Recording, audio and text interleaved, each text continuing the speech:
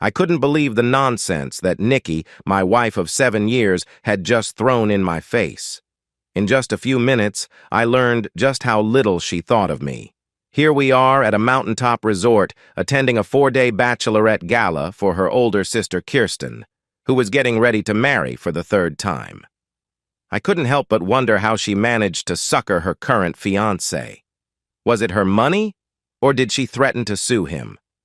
I figured that being a lawyer, she no doubt had him sign the mother of all prenuptial agreements, probably while undergoing some form of medieval torture.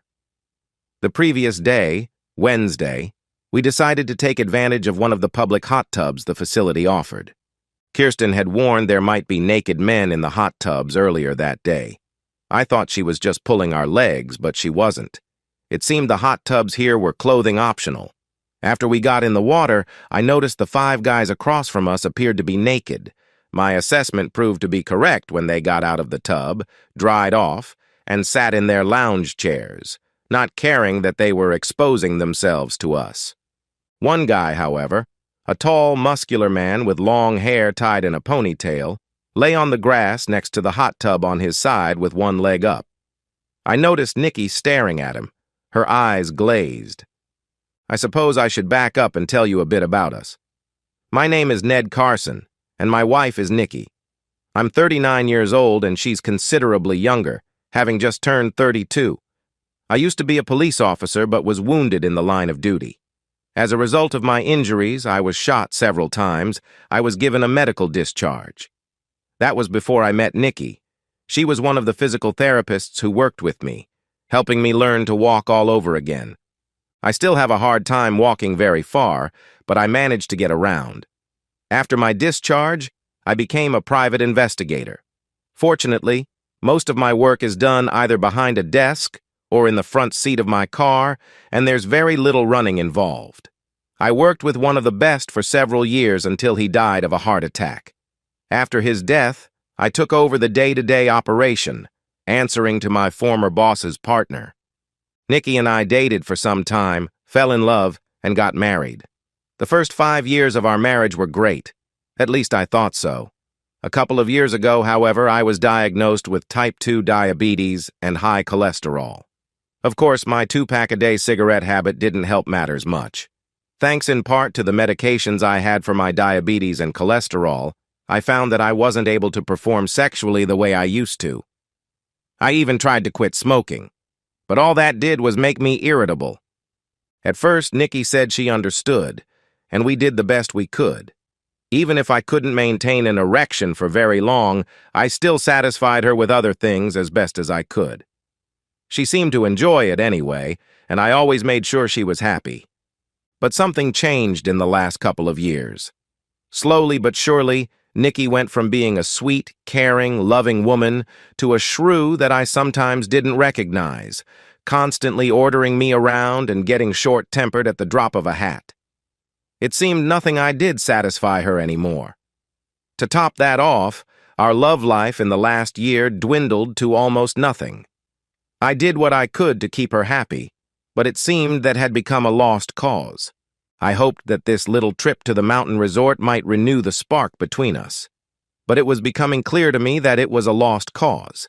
As I looked at the man deliberately exposing himself to Nikki without a care in the world, I realized that he seemed somewhat familiar to me, but I just couldn't quite place him. Earlier today, Thursday, Nikki said she was going shopping with her sister, so I decided to play golf. I got back a bit earlier than I had planned, took a shower, and dressed. I hoped to take Nikki out for dinner and dancing later, as a possible prelude to intimacy. As I was getting dressed, Nikki came bounding into the room wearing a bathrobe. Her hair was wet and she appeared flushed. She sat on the bed and regarded me for a bit. "I thought you were going shopping with Kirsten," I said. "I changed my mind. I went to the hot tub instead," she replied. "I can see that. Were there any naked men out there today?" I asked. "Oh, yes," she said with a smile. "The ponytailed guy was there. Ramon Torres is his name. He does some kind of work with a movie studio out on the West Coast. You'd really like him." That's when it hit me. I knew exactly who he was. Yes, Torres does work with a movie studio, but chances are you won't see his work on the big screen. That's because his work is a bit more seedy. I take it you gotta know this guy Ramon a bit, I said. She snorted at that. Yeah, I did. And some of his friends. I see. Did you have a good time? I asked. The best time I've had in years, she replied. Is that what you had in mind all along? I asked. Her face changed, and I could tell the shrew was back. Yes, it is, she said. I looked at her, and for a moment I had no idea who this woman was. She looked at me before continuing. You have no idea. For years you've been the only man I've ever gotten physical with, but the last 2 years have been hell on me. Here I am dying to have intimacy, but you can't even get it up half the time. You know why. All these damn medications the doctor has me on. That's not my fault. Sure it is, she said. All those years smoking, drinking, eating crap food, and lately you haven't gotten hardly any exercise. Now you're paying the price. And so am I. I need a man. Someone who doesn't cater to my every whim. I need someone who commands me to do what he wants, not a desk-bound has-been who refuses to stand up to me. I felt like I had just been punched in the gut. I couldn't believe what she was saying. I shook my head and wondered if this was all just a nightmare. She wasn't finished, however. You know what he did? She asked with a sneer. He ordered me to get naked right there in front of them all. And did you? I asked. Of course I did, she said. And did you have intimacy with them as well? I asked, already knowing the answer. She snickered as she tossed the robe off. I could see the bruises and bite marks on her body. Have intimacy? She asked sarcastically. Yes. I had intimacy with them, all of them. Why don't you come here and clean me up? You'd like that, wouldn't you? And you know what else? No, I said quietly, trying to control my rage. What? They're all on their way here right now, and they're going for a second round right here in this bed while you watch, she said. I got up and walked to the closet where I grabbed my suitcase. What are you doing? She asked. Are you going to run away like a little wimp? I took a breath before answering and counted to 10. I remembered now what it was about Ramon that set me off. It seemed he had a nasty habit of getting women hooked on intimacy and drugs. He then recruited those women to do adult videos for him. Once he was finished with them, he usually turned them out onto the streets where they eked out a miserable existence as hookers. The guys in Vice had tried several times over the years, unsuccessfully, to bring him down. If you were smart, you'd run too, I said. But you're not smart, are you? Stay and have your fling if you want, but no matter what, we're finished. Give your sister my regards. I finished packing my suitcase and headed for the door. What? You're going to just leave me? She asked, a smirk on her face. Yeah, I'm leaving. I've had it with your nonsense, and I will not be your willing humiliation husband. Goodbye. With that, I turned and walked out. As I walked down the hallway, I saw Ramon and 4 of his buddies coming down the hallway. After they passed me, I called out to him. Ramon, I called. He turned and looked at me. Yeah, what do you want? He asked. I took my wedding ring off and tossed it to him. You want her? She's yours, I said when he caught the ring. I'm done with her. He smirked and pocketed the ring. Whatever, dude, he said. He snorted and turned back the way he was going. I went out to the car, loaded up, and drove off, stopping to buy a pack of cigarettes and a 6-pack of beer. At that point, I really didn't care if I lived or died, and I figured it was either smoke or break something. 3 hours later, I was home.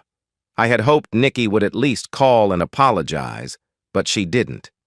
To hell with her, I thought to myself. It was still fairly early, so I decided to take matters into my own hands. If Nikki thought she could just have her little party and come home like nothing ever happened, she was out of her mind. I called a locksmith and arranged to have all the locks changed out on the house. I had to pay extra to have him come out late, but it was worth it to me. I grabbed a beer and sat down on my back porch with a pad of paper and made up a list of things to do. I had worked on enough cases involving cheating spouses to know how it went. Usually the husband got screwed, royally, while the wife ended up with half of everything. I also knew that I would not be able to file on the grounds of adultery, thanks to this being a no-fault state. After making my list, I drank a couple more beers and smoked a few more cigarettes. Eventually, I went to bed, hoping to wake up and find this was all just a horrible nightmare. But that didn't happen. The next morning, I got up and checked my phone, hoping against hope that Nikki would have come to her senses. But she didn't. There were no calls, no text messages, nothing. I downed a cup of coffee and called Nick Parsons, one of the main lawyers we did work for. After telling him what happened, he promised to work up the papers for divorce. We decided to have her served at her place of work on Monday for maximum impact. "You know the drill, Ned," he told me. "Don't do anything stupid." "You know me, Nick," I told him. "Yeah, I do.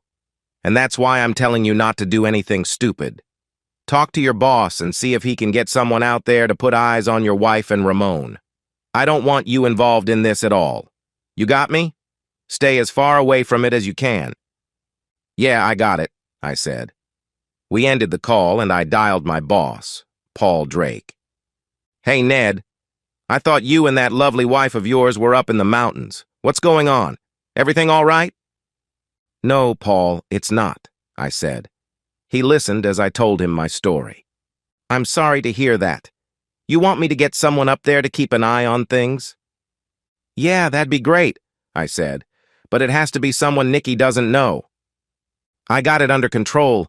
I have been doing this for a while, you know. Do as Nick says and stay out of it for your own good. I'll get someone up there ASAP." "Thanks, Paul, I appreciate it," I said as we ended the call. From there, it was off to the bank to take care of our accounts. I took out half and canceled her credit card. I thought about canceling her ATM card, but decided to leave it so we could keep track of any changes she might make to it. I did reduce the amount she could pull out on a daily basis, however. Once I finished that, I went to another bank and opened an account in my name only. I stopped at a diner and wolfed down a pastrami sandwich, then headed home. There really wasn't much more I could do but sit and wait. After a while, I decided it was time for me to take inventory of myself. I had to do something.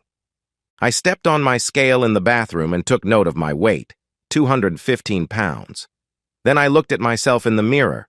I still had a full head of hair, but I had developed something of a gut. And the muscles I used to have when I was in uniform had mostly turned to flab. No wonder Nikki didn't want to have intimacy with me anymore, I thought. Hell, I wouldn't want to have intimacy with me at this point. I remember the doctor telling me my diabetes would be easier to manage if I could get my weight below 200. He even gave me a dietary guide, but I had largely ignored it, thinking I was just too young for this sort of thing. Now, however, I had second thoughts. Maybe in a way, Nikki was right. I had let myself get into this condition. But damn it, she didn't have to do what she did. If she really loved me, I reasoned, she would have said something before now. I decided right then and there things would change. Grabbing a phone book and my pack of smokes, I headed for the back porch and looked up gyms. I found one or two and decided to check them out. I was getting ready to leave when my phone rang. I saw it was a number I didn't recognize, but answered anyway. "Carson," I said after answering. There was a female voice at the other end. "Ned, where are you?" the woman asked. I recognized Kirsten's voice. We hadn't spoken much in the past, and I was a bit surprised that she called. "Nikki told me you left last night." "Yeah, I left last night." "Why?" "Well, we were just wondering what happened. Nikki looks like she is having fun. I've never seen her in such a state. Then she told me you two had a fight and you left. What happened?" "Maybe you should have her tell you," I said. "Is everything all right between you two?" "No, it's not. Tell me, were you aware that Ramon Torres and his crew are at the resort?" "Of course. They're providing the entertainment for our bachelorette party. I also had them bring a camera crew." "Why?" "Oh, nothing. So you know the business he's in, right?" "Yeah, I know. He came highly recommended." Did Nikki know as well? I asked. Yeah, she knew. I told her. Frankly, I was a bit surprised when you showed up. This was just supposed to be a girls' thing, you know. But I figured if you two were into this thing, it wasn't really any of my business. So you knew she intended to humiliate me? I asked. Yeah, we all did. I thought, to each his own. Why? Is there a problem? Nothing I can't deal with, I said, not wanting to tip my hand. Do you want me to have Nikki call you? She asked. No need. All right. Listen, just let her have this, okay? I know she still loves you. When she's finished, she'll come back to you. It's only intimacy after all. No, it's not. It was a cold-hearted, cruel, calculated betrayal, and you helped facilitate it. Oh, please, get off your high horse. It's just a weekend. You are coming back to pick her up on Sunday, aren't you? No, she can find her own way back, but she won't be welcome. I could hear Kirsten gasp when I said that, but I really didn't care. To hell with all of them, I thought. Goodbye, Kirsten, I added, ending the call. So, Nikki knew all along this was going to happen and had even planned it out in advance just to humiliate me. I felt like punching a hole in the wall. I went to a gym instead and spent time punching a bag, imagining it was Nikki and Ramon. I punched until I had no more strength in my arms and finally took a shower. You okay, Mac? I heard a man ask as I dressed. I looked and saw one of the trainers standing there. Not really, but thanks for asking, I said. I saw you out there on that punching bag. I thought you were going to end up hurting yourself. Want to talk about it? What the hell, I thought. I sat down and took a breath. He sat down on the bench and waited patiently. I ended up telling him the whole story. I'm sorry to hear that, Mac, he said. Please call me Ned. Okay, Ned. Look, if you want to get back in shape, I can help you. But it sounds to me like you need to do more than just lose weight. If you like, I can recommend a good counselor. I looked at him and thought for a moment before answering.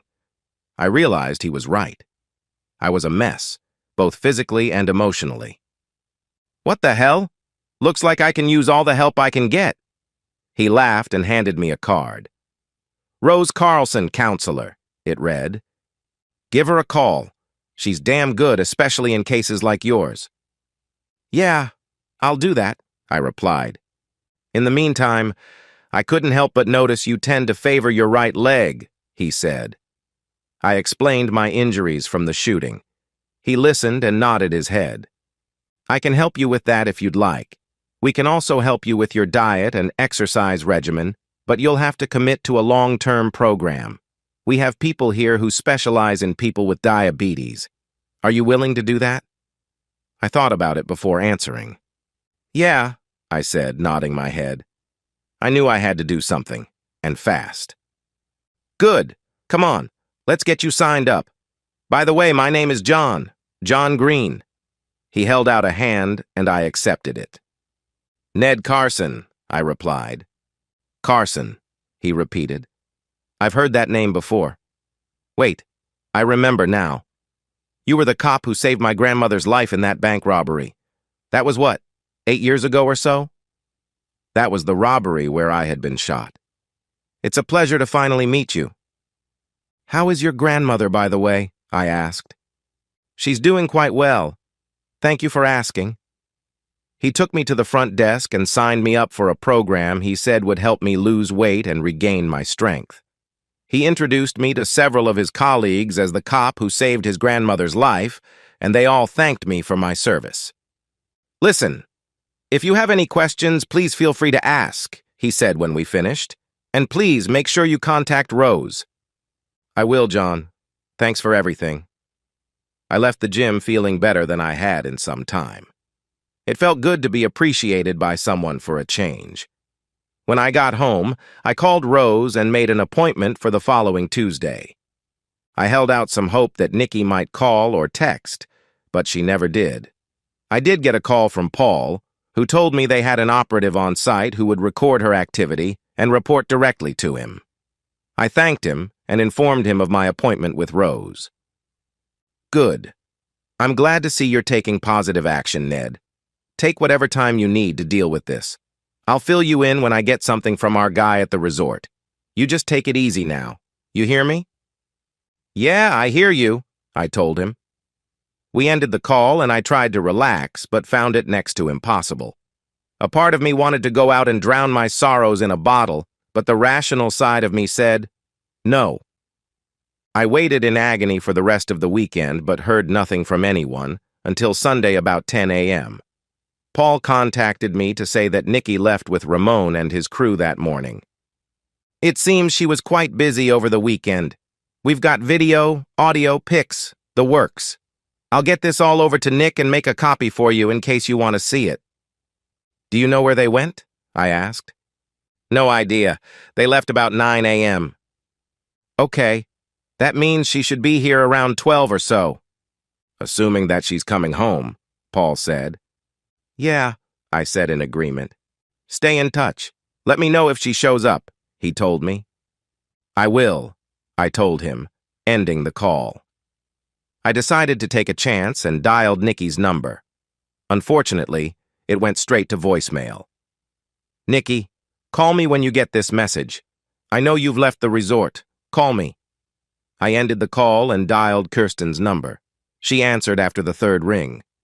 Kirsten, this is Ned. Yeah, I know. You missed one hell of a party, Ned. Somehow I don't think I really missed much. I understand Nikki left with Ramon. Yeah, they left earlier this morning, she said. Do you know where they were going? I asked. No idea. I'm not my sister's keeper. I assumed they were heading to your place, but I don't know for sure. Don't you care if she's coming home or not? I asked. Hey, don't get snippy with me. Nikki's a grown-up woman and she can do whatever she wants and go wherever she wants, with whomever she wants. If she chooses not to go home, that's not my problem. Now buzz off. With that, she ended the call. I put my phone back in my pocket and sat in the front room, waiting. It's amazing how slowly time goes by when you're watching the clock. The minutes ticked by slowly.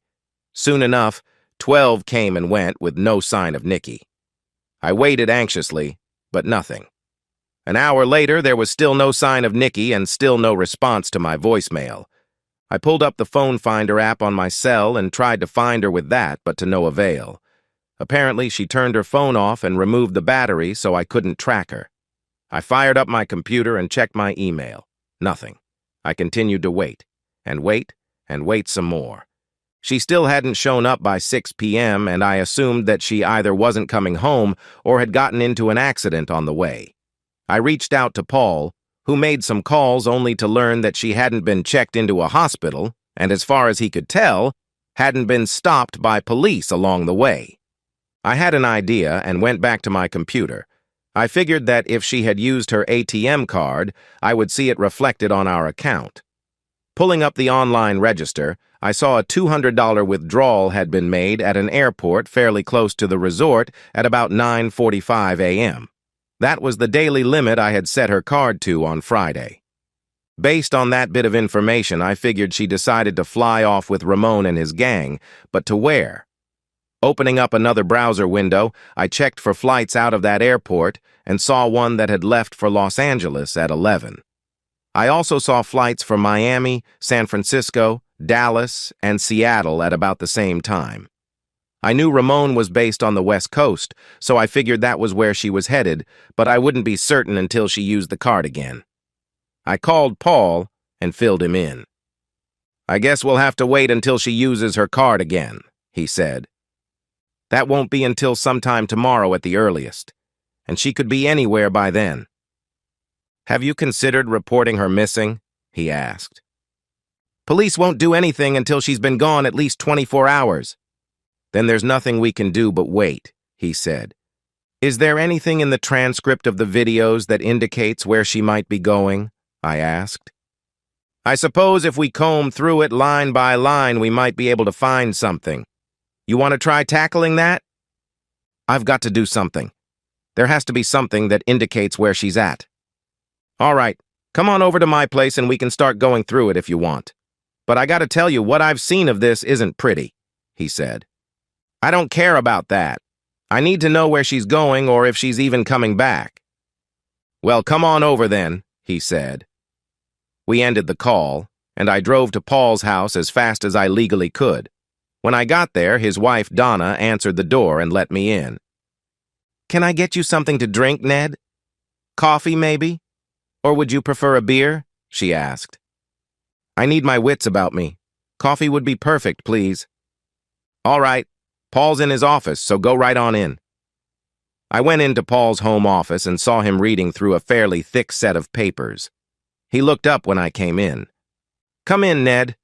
Here, take this and see what you can find. He handed me a thick sheaf of papers and I sat down to read through them. He was right. This wasn't pretty at all. Most of it was Nikki begging to be destroyed faster, and there was a lot of commentary from Ramon and his gang regarding the quality of her body. Most of it was pretty sickening and juvenile in my opinion. I also couldn't help but notice the obligatory abuse heaped upon me by Nikki and her lovers. Too bad your loser husband was too chicken to stick around, Ramon said. Yeah, well, that's his loss, Nikki said. He's never touching me again. He gave me his ring on his way out, Ramon told her. Said you were all mine now and he was through with you. Maybe I'll pee on it for old time's sake, she said. At that moment, I wondered what it was I had ever seen in her. Good riddance to bad garbage, I thought. We kept looking through the transcripts trying to find a clue. Suddenly, Paul yelled out, Wait, I think I found something. What? I asked. This was late Saturday night, about 11:45 p.m. Here, read this. Tell me what you think. I took the transcript from him and began reading a few lines above where he indicated to get better context. God, this is the best body we've had in a while, boss, said one of Ramon's flunkies. We could make a ton off this body. Think so? Ramon asked. Oh, yeah, another flunky said. What about it? You up to making some real money with this fine body of yours? I'm not that kind of girl, Nikki said. Nah, baby, I'm talking movies, online videos, Ramon said. You got a killer body and a pretty face. All you gotta do is what you're doing right now. You're a natural at this. I've been thinking of a whole new line of humiliation videos and you'd be perfect.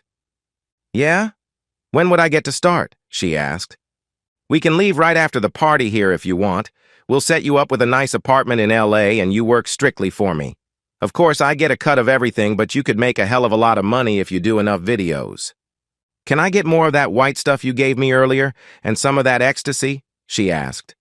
All you want, baby. You mean I get to do this and I get paid and I get to humiliate losers like Ned? That's right, Ramon said. Count me in, she replied. What about your loser husband? One of the flunkies asked. You gonna tell him? Forget him. He's history. He'll never see me again. When do we leave? Tomorrow morning, Ramon said.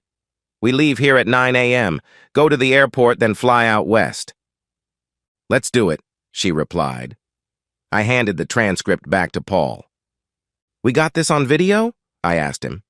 Yeah, let me just get the disc and cue it up, he said. He pulled out one of the discs and inserted it into his computer, then started the video, forwarding it to the timestamp in the transcript. He looked at me before starting. You ready for this? He asked. Let's get it over with, I said. He started the video, and I could see it was taken through the window of the room Nikki and I had. Ramon was next to her, and they were surrounded by his flunkies, one of whom held a camera. Next to them was a tray holding a few lines of what looked like coke. I could tell from the way she was acting that she was high on something, perhaps coke. I looked to see if I could spot anyone else, but I couldn't. I would not have been surprised to see Nikki's sister in the middle of all this. We watched the video, following along with the transcript. I've seen enough, I said, disgusted. Turn it off. Paul turned the video off and looked at me. Well? He asked. She's clearly doing this of her own volition, even though she's high on coke and God only knows what else. So kidnapping's out of the question. And I didn't see Kirsten anywhere in this video, so it's doubtful she knows anything. Even if she did, she wouldn't say. But we still have to make a good faith effort to locate her so we can have her served. You know anyone out in L.A.? Please, Ned. You know I have contacts all over the place. I'll make some calls, see what we can come up with. When you find her, let me know, please. I want to be the one who serves her papers. No way, Ned. Not gonna happen. I know you've been hurt bad, but you are not to get any deeper in this than you already are. I know you. You'd do something stupid and I'd have to fly out there to get you out of jail. You stay right here. Let Nick and I take care of this. So help me. I'll have your license pulled if you even think about going.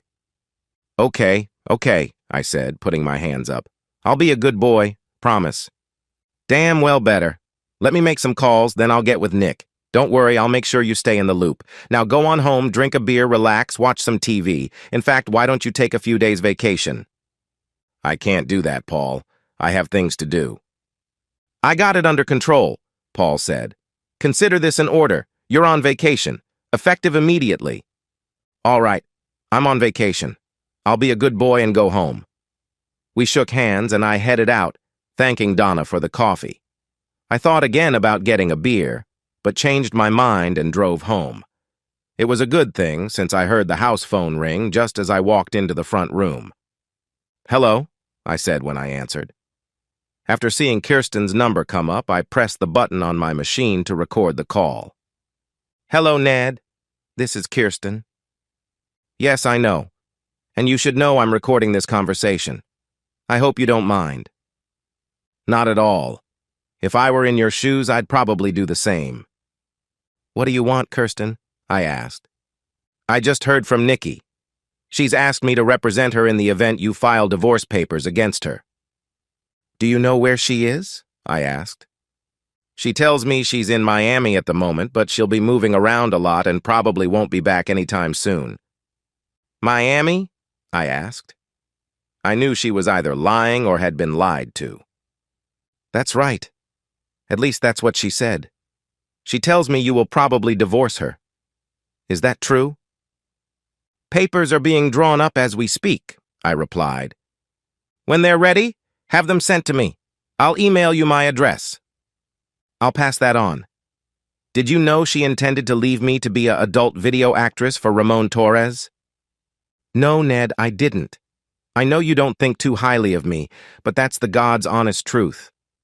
I thought she was just going to have intimacy with him to make you jealous enough to do something, but I didn't know she would leave you.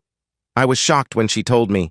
I happen to know you're basically a good man, Ned, so please accept my apologies. Did you know about the drugs he used on her? The coke and ecstasy? Well, I knew about the ecstasy, but not about the coke. We all took some of the ecstasy that night, but I saw no coke. You know what he does to the girls he recruits, right? I asked. He makes adult films. He decided to start a new series featuring more women like Nikki. But I didn't know he had his sights on her. You didn't answer my question, counselor. Do you know what he does to them? I'm not following you, she said. Don't play dumb with me, Kirsten. He uses them up, burns them out, then tosses them to the streets where they're forced into street work to get their next fix. That's what's in store for your sister. How long do you think she'll last? Is this concern on your part? She asked. Oh, please. As much as I hate her right now, I wouldn't wish that on anyone. Not even you. Where's your concern for your sister? Not that it's any of your business, but I'll take her in myself before I let that happen to her, she said. Make sure she knows that. From what I know about him, he'll probably be done with her in 5 years. Maybe less. I hope you have a spare room handy. You don't need to worry about the size of my accommodations. All I need to know is what you're going for in your divorce, she answered. You'll find out soon enough, counselor. Very well. Is there a message you wish me to pass on to Nikki? No, I have nothing to say to her at the moment. Well then, I guess we have nothing further to discuss, Ned. Again, I'm sorry this happened. Have your attorney send the papers to me directly. Any communication will be through us. Goodbye, Ned. We ended the call and I stopped the recording. I called Nick and told him what she said. Representing her own sister? after facilitating her actions? Wow. Isn't that unethical? I asked. No, not at all, Nick said. But in my humble opinion, it doesn't look very good. We'll send Kirsten a copy of the papers, but I want to see if we can track your wife down and serve her personally. There's too much of a chance Kirsten will conveniently not get the papers to her sister, then argue that she was never properly served. You think she'd actually do that? I asked. Oh yeah. You'd be amazed at some of the things I've seen her do. I'll talk with Paul, see if we can locate Nikki. If not, we'll do what's called a divorce by publication. What's that? I asked. Well, when a spouse leaves and can't be located, we can pay to publish the document in a newspaper where she's most likely to see it at least once a week for 4 weeks. If it turns out she's in the Los Angeles area, as we believe, we'll run it both here and in the LA Times. That way, we can show the court we've jumped through all the necessary hoops to have her served. That's in addition to sending a copy of the paperwork to Kirsten, right? I asked. Absolutely. Just because we send it to her doesn't mean that Nikki will get served, Nick said. We talked for a while longer before ending the call. I grabbed a bite to eat, smoked a cigarette, then headed to bed. Over the course of the next few weeks, we had monitored Nikki's ATM card usage and determined that she was most likely in the area of Long Beach, California. Paul reached out to his contact in Los Angeles and learned that investigators had spotted her in several nightclubs where she did stage performances, but they were never able to pin her residence down to one specific place. Pat Silva, Nikki's supervisor at the clinic where she worked as a therapist, called to ask about her since she hadn't bothered to report for work. I calmly told her that Nikki had decided upon a career change. What do you mean a career change? Pat asked. You haven't heard? She's decided to go into the adult videos business. What?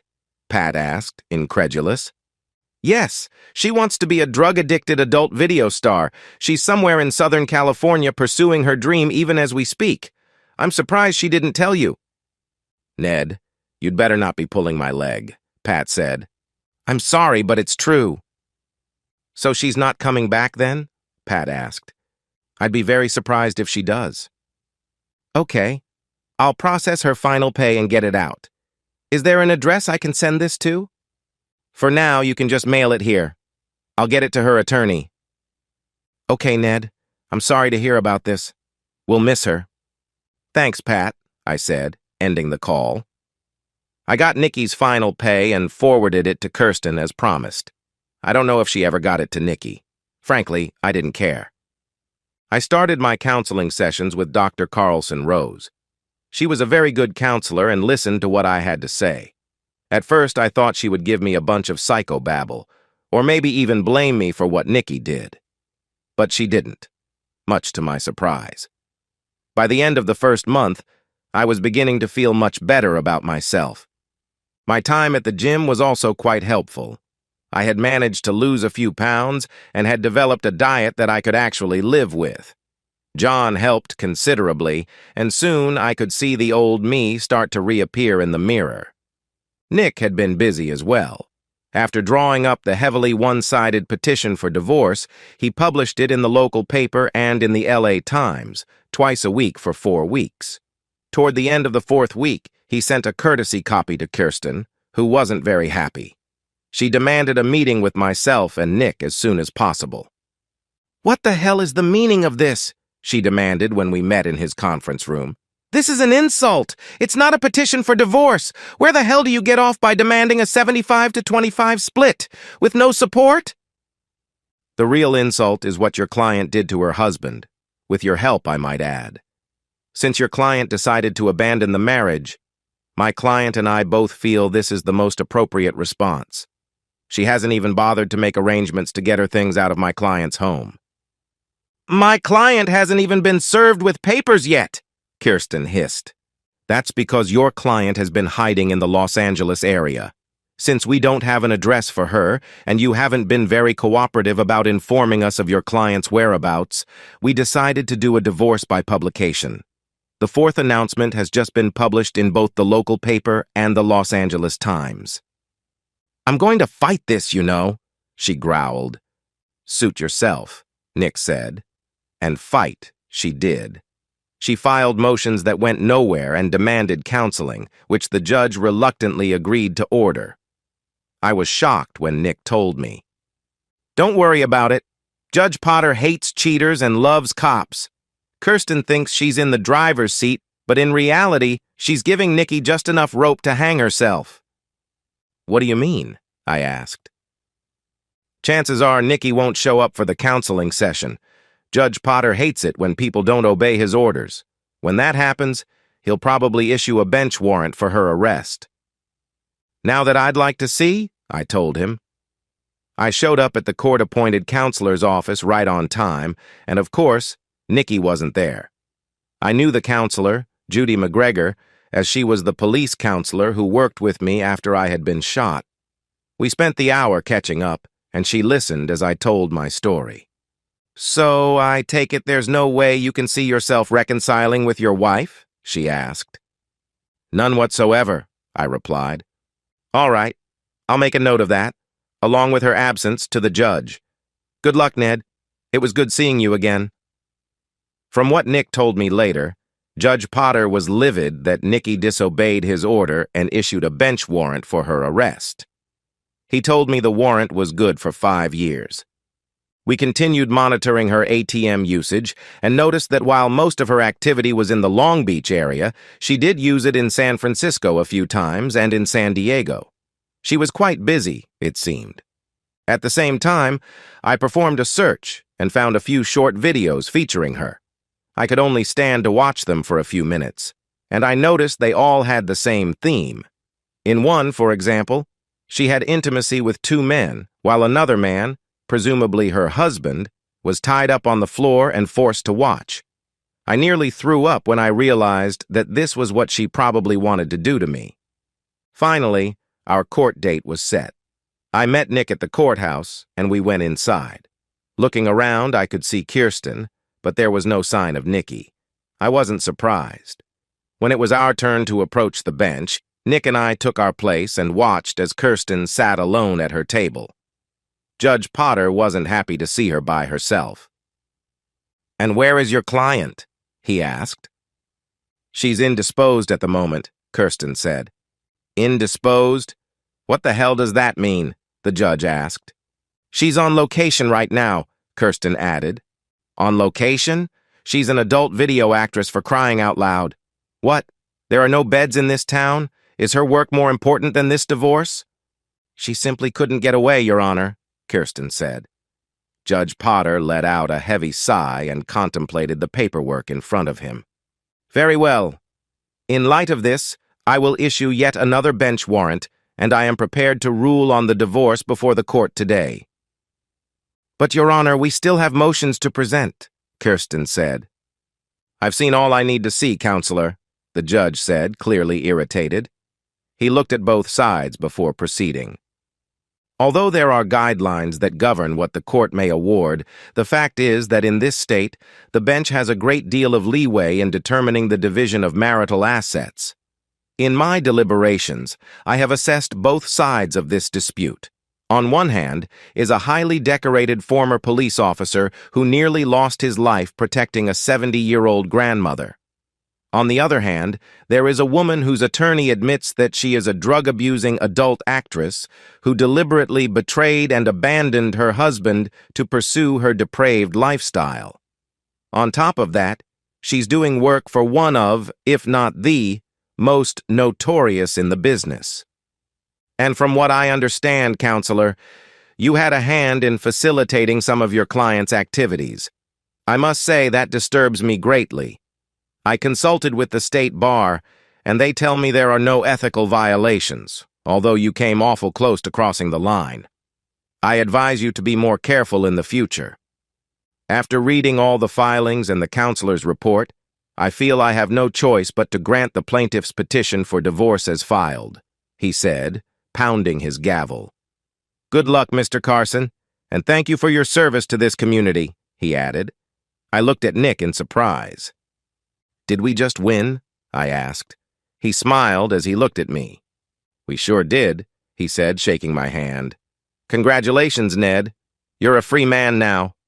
Kirsten gathered her things and walked over to us. "Congratulations, Ned," she said, extending a hand. "You got your pound of flesh. I hope you're happy now." I accepted her hand and shook it. I knew that losing a case like this wasn't easy for her. "No, I'm not happy. I haven't been happy for quite a while." I pulled a DVD out of my briefcase and handed it to her. "You once said if I have anything to pass on to Nikki to let you know. Here's my final message to her. You can look at it if you wish, I don't care. I also have a cashier's check for her portion of our account. I closed it out late yesterday afternoon." "I'll get this to her," she said quietly. "What's on the DVD, by the way?" "Nothing much. Just a little message for her." In fact, it was more than just a little message. The previous day, I pulled a 50-gallon drum into the backyard and set up a camera on a tripod. As the camera recorded, I filled the barrel with all of the clothes she left behind, including her $2,500 wedding dress, all of the pictures I had that included her image, and a number of little trinkets she had collected over the years. I even broke up the wedding portrait that hung over our bed and crammed it into the barrel. I doused everything in the barrel with lighter fluid and set it on fire. As it burned, I spoke into the camera.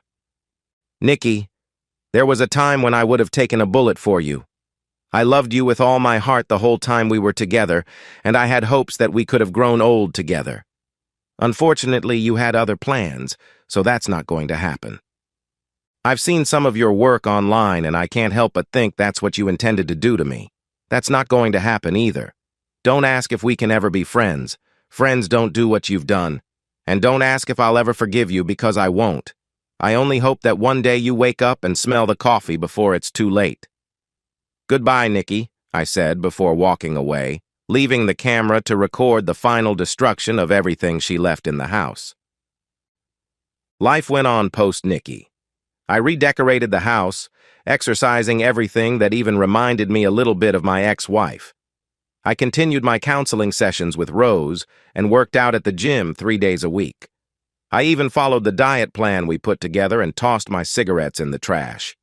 A couple of months later, I weighed myself and found that I was now 185 pounds.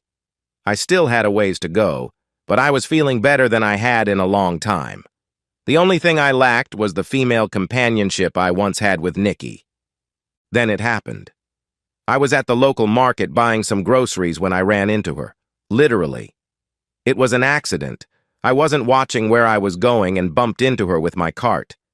When I realized what I had done, I apologized profusely and came face to face with the most lovely smile one can imagine. Talk about being disarmed. For a second, I forgot to breathe. Then I introduced myself and noticed she wasn't wearing any rings. She accepted my apology and told me her name was Brenda Wilkins. We got to talking, and somehow I managed to invite her out to dinner. Much to my surprise, she accepted. As it turned out, Brenda was a widowed doctor. Her husband and young son were killed in an auto accident a few years before as they were returning from a father-son camping trip. I offered my condolences and told her about my divorce from Nikki. Somewhere in all that, I mentioned my diabetes and what the medications had done to me. She nodded her head in understanding. "I've run into that before," she said. "Listen, why don't you come by my office with your meds, and let's see what we can do about that." I made the appointment and brought in all my medications. She was shocked when she saw everything. After taking some blood, she suggested making several changes, and I could feel the difference almost immediately. Of course, she explained my diet and exercise had a lot to do with it, and giving up the cigarettes was a huge help. The first time we slept together, I felt like a whole new man, and for the first time in over 2 years, I felt content. The next morning, when I woke up to Brenda's pretty face, I knew there was no way I could give this up. She smothered my face with kisses when I asked her to marry me.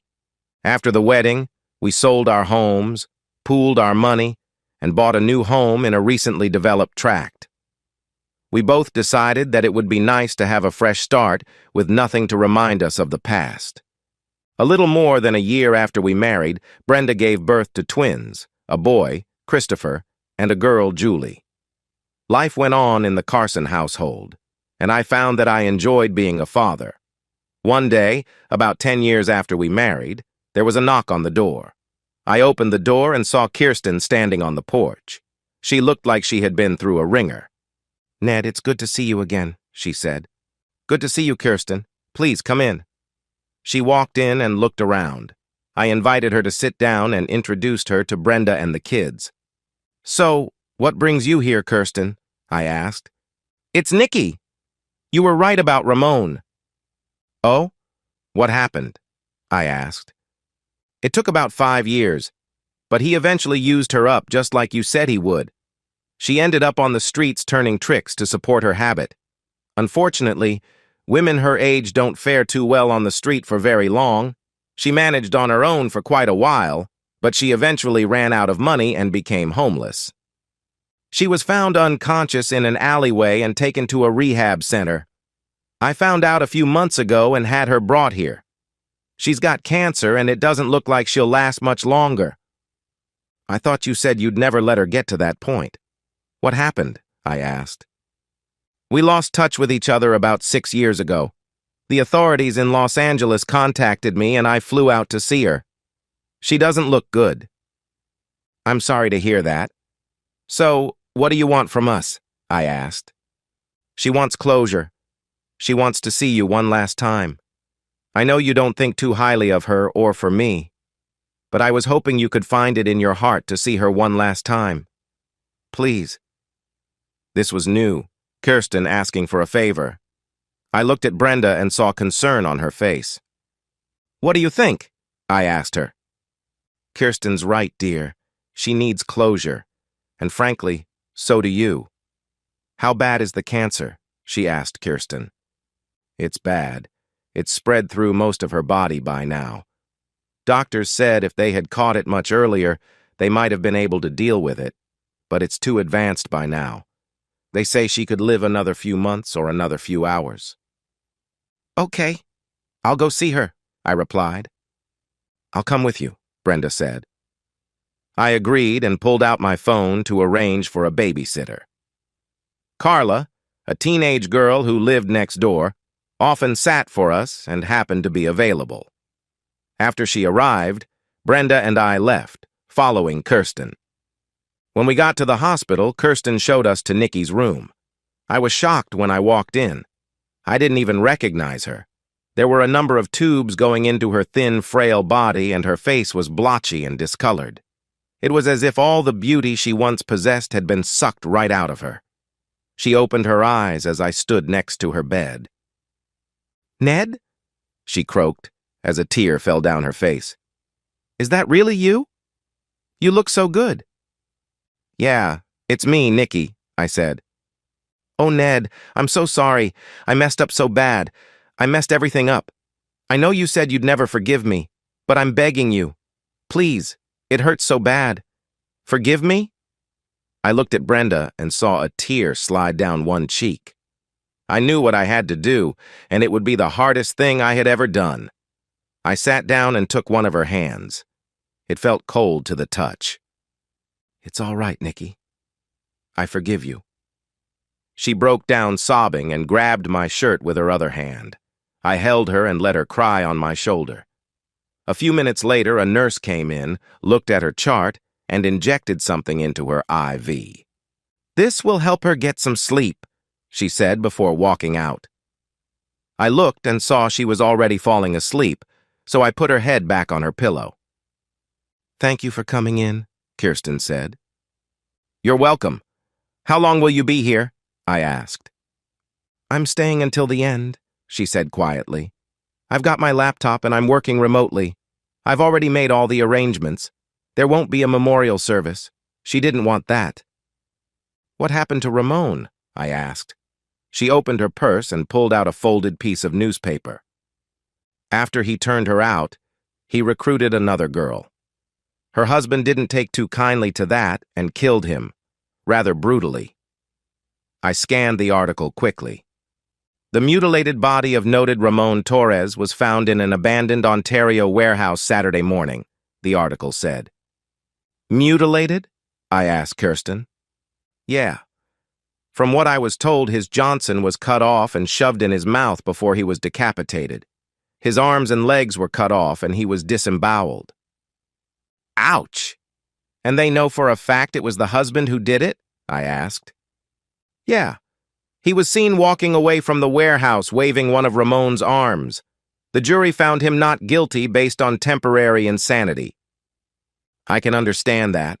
I felt like doing that to him myself. I'm sorry, Ned. For everything. Yeah, I said quietly. For what it's worth, we both felt bad after we watched that video you gave me. I never thought too much about having intimacy outside my marriage until I saw that video. Until then, it was just something I did to get my own gratification. After I watched that video, I had a change of heart. I never really understood how much it would hurt to be cheated on. Or how expensive it could be, she added, glancing at Nikki. Thanks to you, I'm not the same woman I was 10 years ago. I'm glad to hear that, Kirsten, I said.